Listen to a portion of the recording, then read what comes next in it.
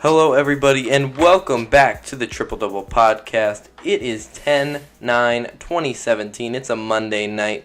I'm here. I'm Eddie Fitzgerald. I'm Cam McKee. I'm Hunter Nicely. It's been a rainy day here in great old Pennsylvania, but we've got a lot of stuff coming up for you, and a lot of Pelicans hating. Let me tell you. Man, it's gonna be it's about to rain down hard on the Pelicans right now. It's gonna be pretty bad. But with that being said, we're just going to give you a quick rundown of what we're going to do today. We're going to discuss some big news coming out of this weekend and a little bit today, actually, with the Woj bomb just coming in at about 5 o'clock. We have the Southwest Divisional Preview, which is the Dallas Mavericks, New Orleans Pelicans, Memphis Grizzlies, the Houston Rockets, and the San Antonio Spurs. So a pretty nice division. A lot of interesting things going on in there, but with that being said, let's get right into the news. Little Keemstar reference there. We'll just hop right in. The first thing we want to talk about, this happened, I want to say Sunday. Garry Harris, a man who Hunter and I are just addicted to at this point, analytically and just, as an all-around ball player. He just signed a 4-year, $84 million extension with the Denver Nuggets, and everybody's kind of been back and forth on this. I saw a lot of divide, especially underneath Woj's tweet. They're looking now, a lot of people are like, who's Garry Harris? What is this guy? And why is he getting $84 million? And other people are like, you obviously don't watch basketball if you don't know who Garry Harris is. So, with that being said, Hunter, as a Garry Harris fan, what do you think? I love this contract for Garry Harris. He's not, the Denver Nuggets aren't overpaying for him, which is good.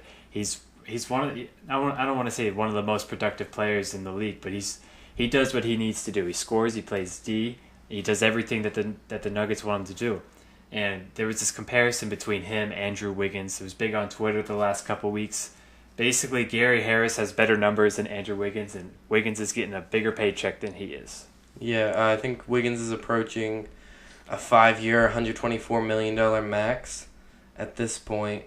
He haven't signed it yet because he hurt his agent, he fired his agent over the summer after he was about to get it. Close to that number is $124 million. So getting Garry Harris for 4 years, 84, in my eyes, seems like a much better use of cap space, much better use of productivity for a lot more bang for your buck, I would say, overall. Cam, what are your thoughts? I just want to say I like Garry Harris as well. I just don't like him as much as you guys do. You guys are absolutely addicted to him. I have not seen him as much as you guys have.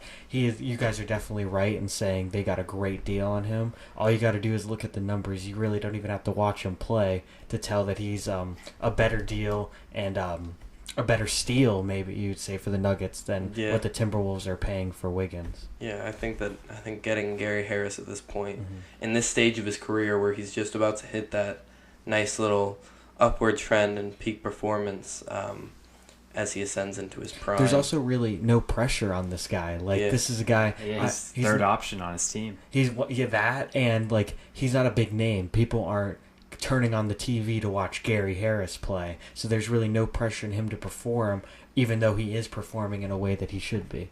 Yeah, I'd say it's really nice. One of the another storyline coming out, another big contract coming our way. This came out just about an hour ago.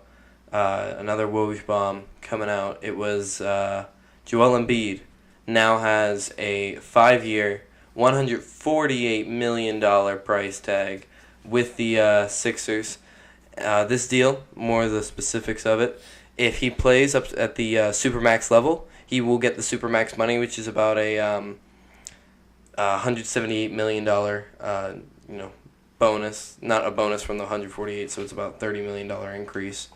Then you're looking at about 50% of his money's guaranteed.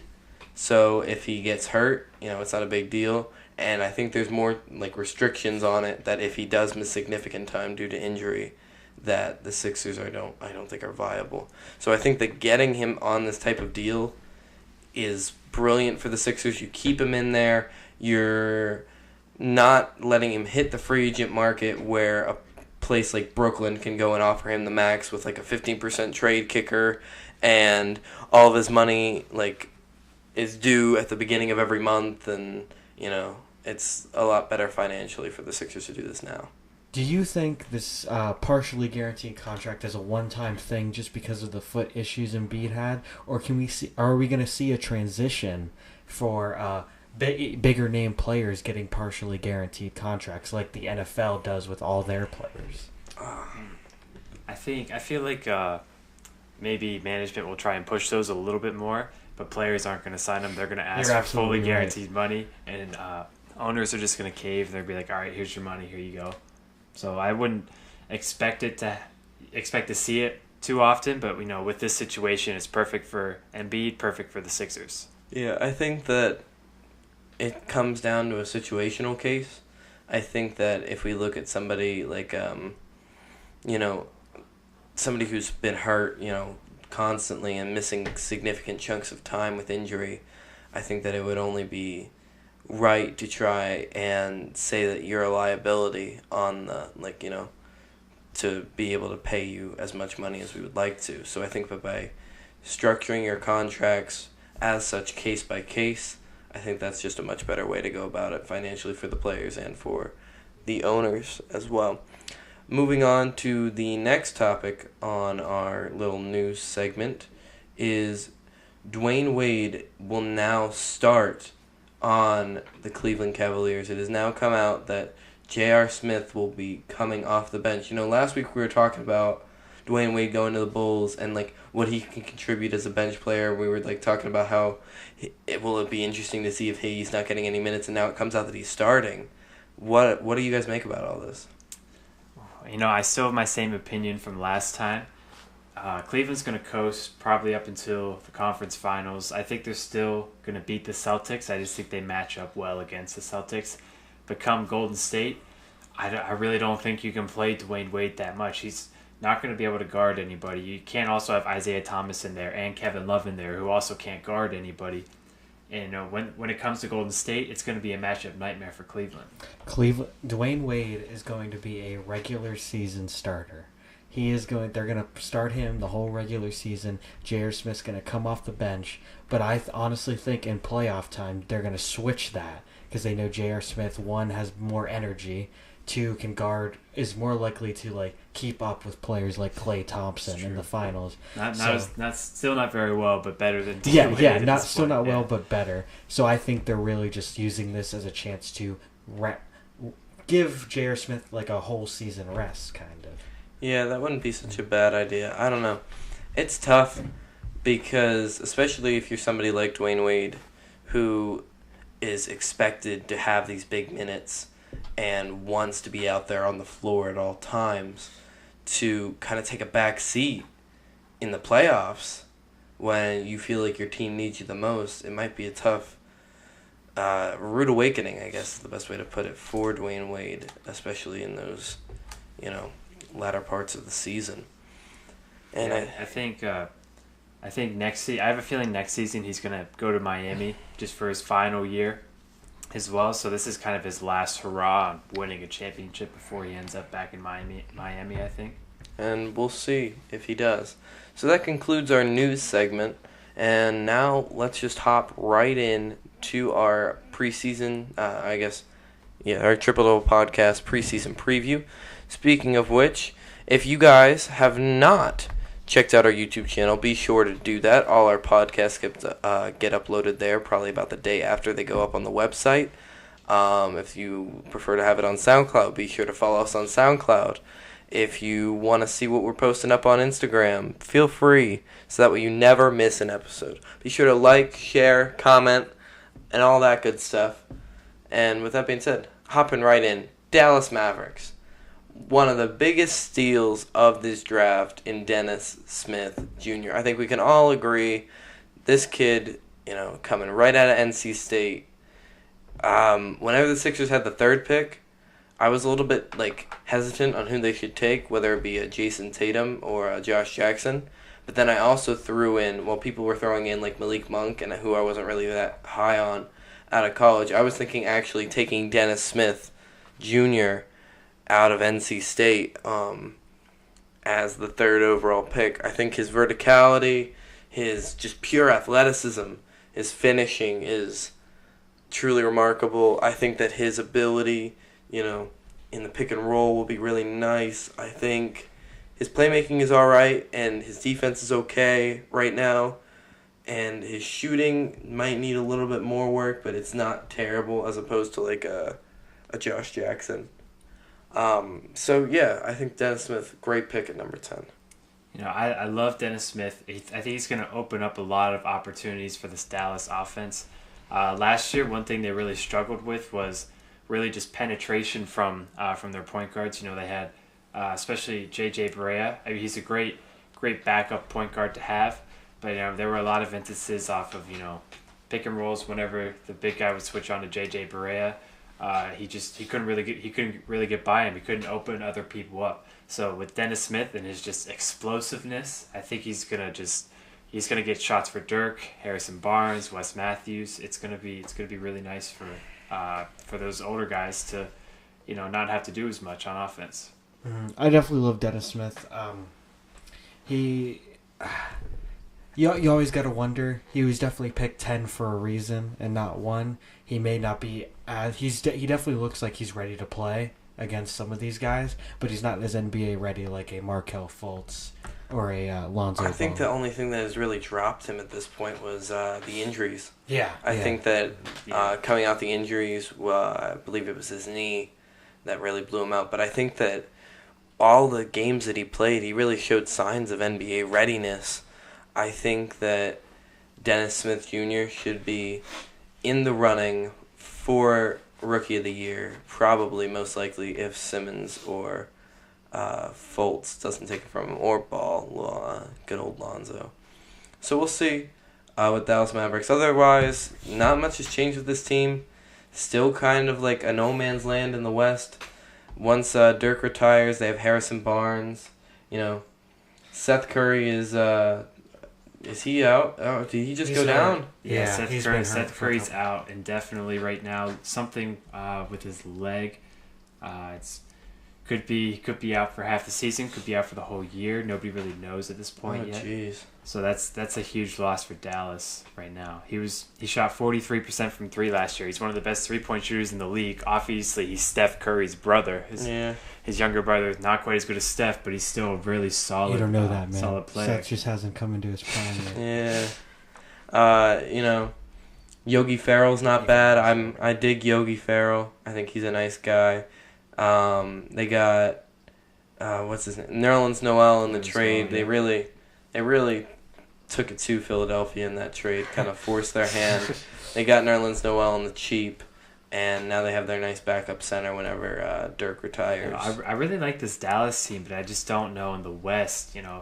I think they're gonna fight for an 8 seed, and they'd be a pretty good 8 seed, but. Honestly, I kind of wish this team was in the East so we could see them in the playoffs. If the pieces come together, they're going to be fighting for an 8th seed. Yeah, true. They need a lot of things to go right to be fighting for a playoff spot in this tough Western Conference. The West is so tough. It's so tough. Which is why they've been talking about maybe switching from seeds 1 through 16, just the whole NBA. Yeah, which is crazy. Makes sense. It makes sense, but the scheduling would be absolutely insane. Like the travel these people would have to do. It's true. Yeah. It's like these guys, I know we pay them a lot of money and we complain about the resting and stuff, but like these guys are going to have to rest if they're going to have to go coast to coast. Yeah, last year Dallas ranked 15th defensively and 25th offensively, so hopefully Dennis Smith provides a little bit more of that offensive firepower. Rick Carlisle's a great coach. I love the guy. I think that he's always been a nice piece to have. They finished 11th last year in the West. So we'll see what happens to the Dallas Mavericks. Moving on to everybody's favorite lol cow, the New Orleans Pelicans. If there was a direct NBA comparison to a dumpster fire, the New Orleans Pelicans would be that comparison. I want to love the New Orleans Pelicans. I want the New Orleans Pelicans to be my second favorite team. I want them to be my West Coast team, but they don't do anything right. This all started when they changed their name to the Pelicans. They need first off, they trade for DeMarcus Cousins. Right. Second, they need a guard. Literally, all they need is a decent guard. So what do they go get? An old, rundown Rajon Rondo and Tony Allen, who hasn't had. He's like a what's that guy? A Lance Stevenson. He's only good with one team. That kid's He's only good in Memphis. But between those two, when it comes to 3-point shooting, I mean, can't take this team. I don't know how this offense is going to run. I mean, Boogie and Anthony can shoot Davis threes, but you don't want him just playing outside. Like if it was fun, if it was like possible in all ways, shapes, and form possible for them to get Kyrie Irving, they should have went all out. Now I'm sure it wasn't possible with the numbers and the money and stuff, but if it was, they should have made a hard push. Well, that's exactly. Pelicans have anything. That's what I'm saying. I'm saying it probably wasn't possible, but if it was, that's the guy they would need to finally get something going in their organization. I hate just about every move this team has made in the last few years. It's time for them to trade Davis. They need to the Celtics. I mean, we'll see. They picked up obviously Rondo, Allen. Neither of them can shoot. Their starting three right now is more than likely Dante Cunningham. Yeah, Anthony Davis and DeMarcus Cousins are probably going to get double teamed on every single possession because nobody else can do anything. They signed Drew Holiday to a big contract. He hasn't. His best year was this last year with Philadelphia. He hasn't been the same since. He's been injured half the time since he got to New Orleans. They had Amir Ashik on that big contract for a long time. I mean, they're young guys right now like Cheikh Diallo, Etuan Moore. I mean, it's just not going to work. They're going to be really, really bad. I want to like this team. I love Davis. I like Cousins when he's like cool-headed. When he's calm-headed, I love watching him play. Him and Davis together could be amazing. But these guys together do not work. They don't put the pieces together around these two. I think these two could work together with their Kentucky blood in them. Yeah, these two could be well together, but they can't get anybody to play around them. It frustrates me so much. It's gonna be a bad season. They're gonna struggle. It's an issue because they don't have the shooting. They were about 19th in 3-point percentage in the league. They ranked 26th in total offensive rating, but defensively they were a top 10 team. So in reality, I think they just need to find a guard that stretches the floor. If they could shoot, this might work. But I mean, right now, Dante Cunningham's your only shooter other than Boogie and Davis. It's a tough decision because if they would have had a first-round pick this year, they probably would have been somewhere around the 10-11 range, and they could have grabbed like a Malik Monk. That would have helped tremendously. And that would have helped tremendously. But if you grab a Malik Monk, then you don't get your DeMarcus Cousins. So I think that if you look to trade for a guard this season or draft one and maybe just hope and pray that Boogie stays one more year for you guys so that way you can Where is Pondexter? Where did he go? Was he in that trade? Went to, I was just looking at their roster and I thought he was still on the team. I'm pretty sure that he went to the Chicago Bulls, didn't he? He signed to the Bulls. Yes, he did. Yeah. The Bulls, yeah. Yeah, we talked about him in our Good, get out of there. He's a nice average, plus-minus guy. He's not going to negatively affect your team. One rumor I heard a few weeks ago, too, with DeMarcus Cousins, potential, especially, which I imagine it's not going to work for New Orleans, he may get traded to the Washington Wizards, which is very interesting. I like that. Because maybe the Wizards give up maybe Otto Porter. They don't have a whole lot to give up. Giving them up after fighting so hard. Otto Porter, maybe Tim Frazier. If maybe I don't know who. Tim Frazier. I don't know what else they could give up. Yeah, he was. Yeah, they're not going to trade him back. But I mean, if the Pelicans can get back Otto Porter, he's an above average small forward. He shot really, really well from three. Plays defense. You put him on there with Anthony Davis.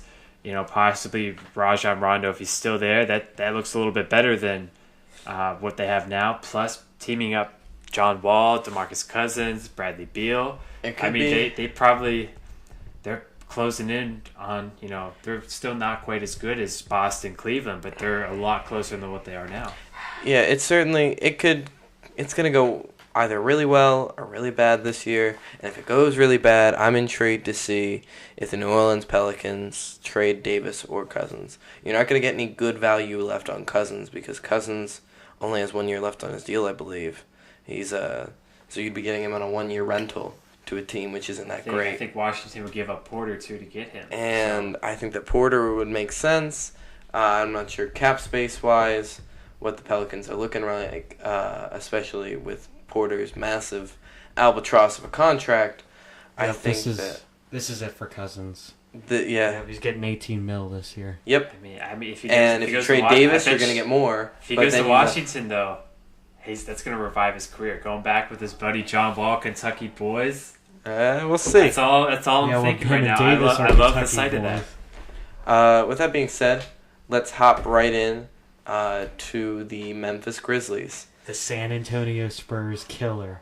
Yeah. Even though they can't finish it off, they always bring San Antonio to the edge in the playoffs.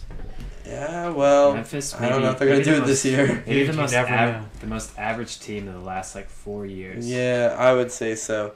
I think that, especially, Mike Conley, the $35 million, $150 million man himself, he had one of the biggest contracts last season and was the highest NBA player paid this season.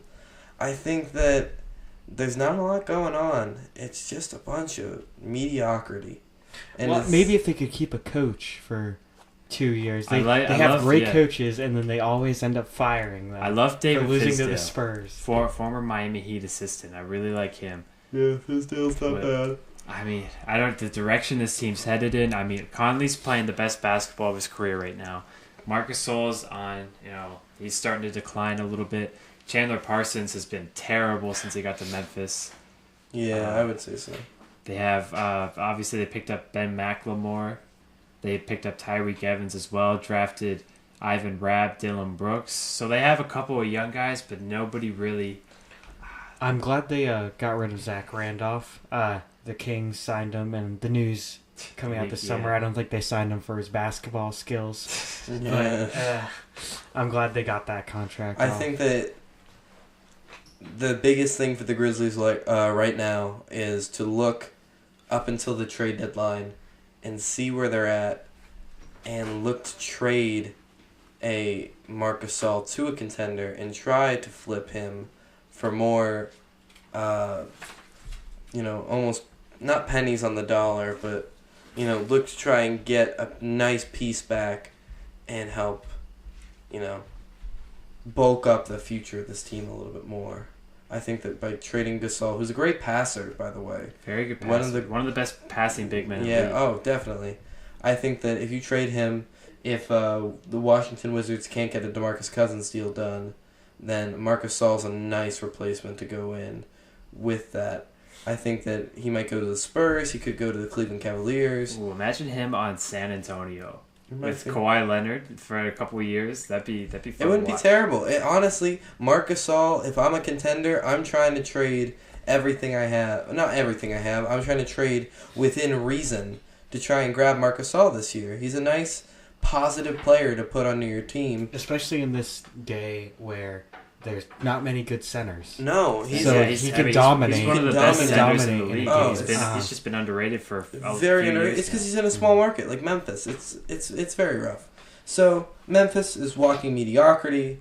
Gonna fight for that 8th seed again. I have a feeling they're not gonna make it this year, especially if they need Gasol and Conley to both be healthy for basically the entire year if they have a shot at making it.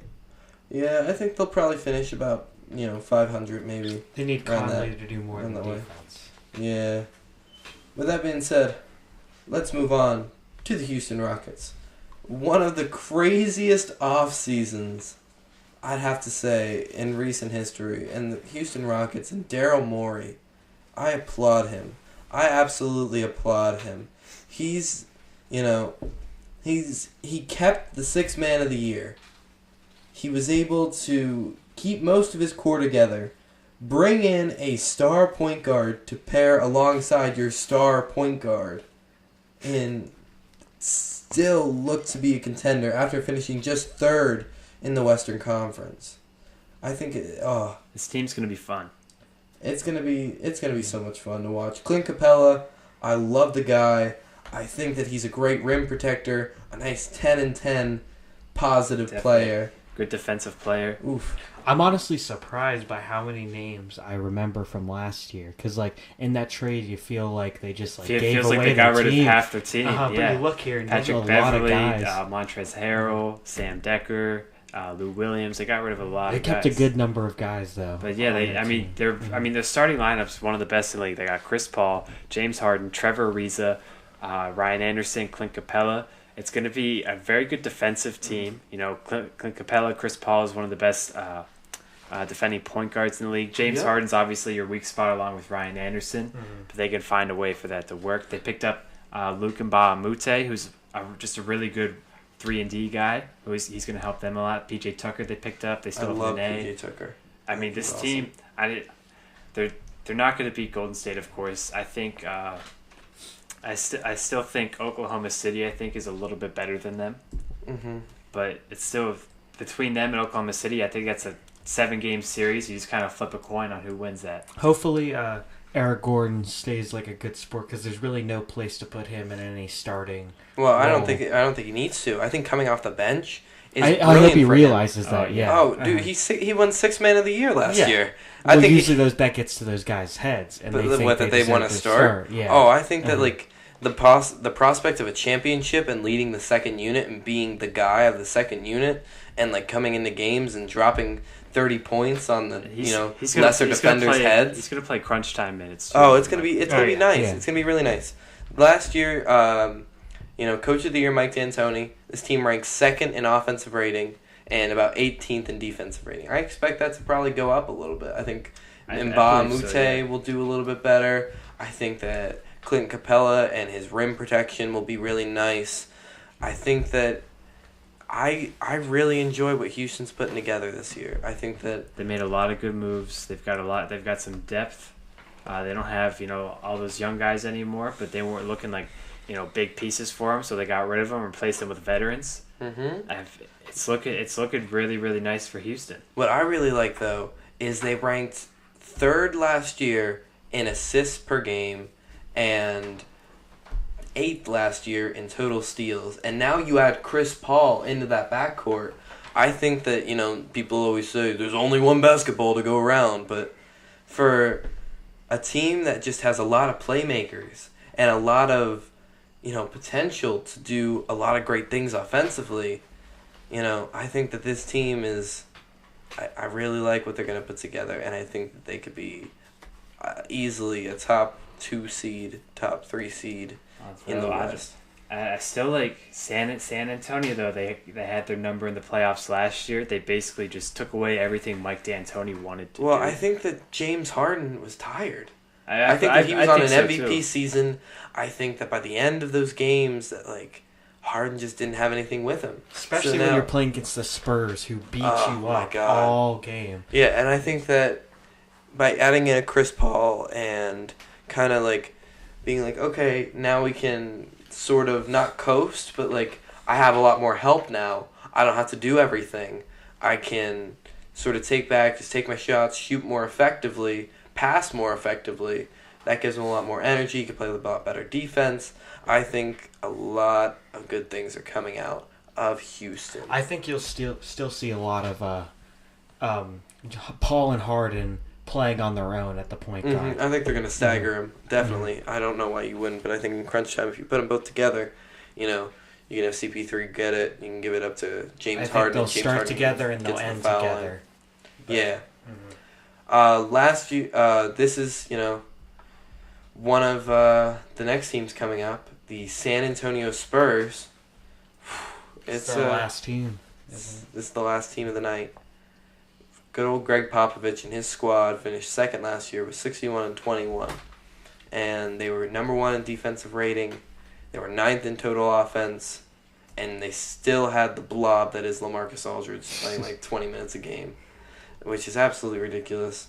I think that they shot effectively from the field. They have nice pieces in DeJounte Murray, who I was very high on coming out of the University of Washington. You know, he played significant minutes after Tony Parker went down. He played well last year. And I think you're looking now at who knows. Because if you looked at the Warriors series, Game 1, Kawhi went down. The Warriors kind of came back and kickstarted, and they never looked back. But for those 3 quarters, when Kawhi was healthy, it looked like the Spurs had their number. Honestly, the Spurs looked like the better team. They really did. And they were in Golden State.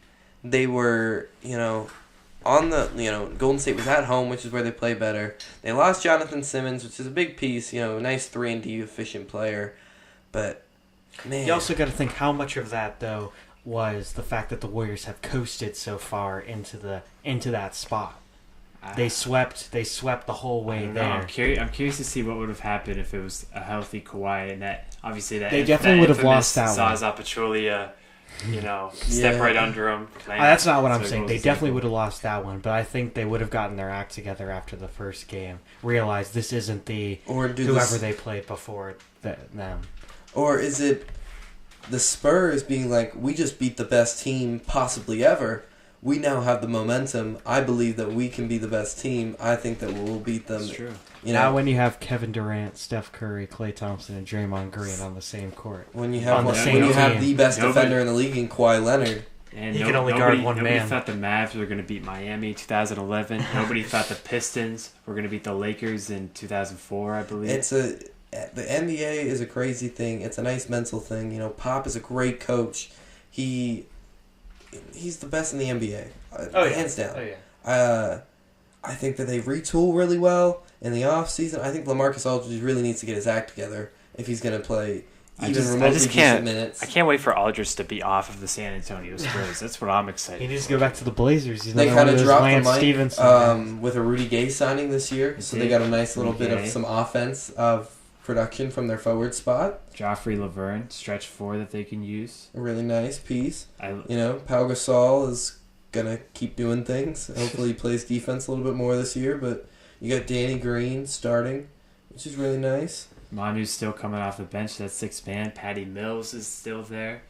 I mean, they're gonna be good, just like they're gonna be as good as they were last year. They're probably gonna win between probably about 55 games, probably maybe pushing 60. They're going to be really good. They're going to be a 2-3 seed, and they're gonna push teams to the brink. They might be still the second best team in this conference. Who knows? Possibly, maybe the best team in this conference. I mean, they took it to Golden State before Kawhi got injured. Who knows how the rest of that series was going to go? Yeah, it's a lot of question marks. But especially in this tough Western Conference when all the other teams around them are retooling, it'll be interesting to see how San Antonio combats. We'll find out in 8 days. Ooh, baby. 8 days. And with that, we have wrapped up our entire NBA preseason previews. It's been crazy, from trashing on the Pelicans to oogling over the new Sixers to, yelling about Andre Drummond not being a star. Everything about this has been a crazy trip. Nets. Yeah, the Nets, they're coming. They're on their way. I think that preseason basketball is here, and it's fun, but it's not the real thing. I'm going to love going down this year and catching a couple NBA games live.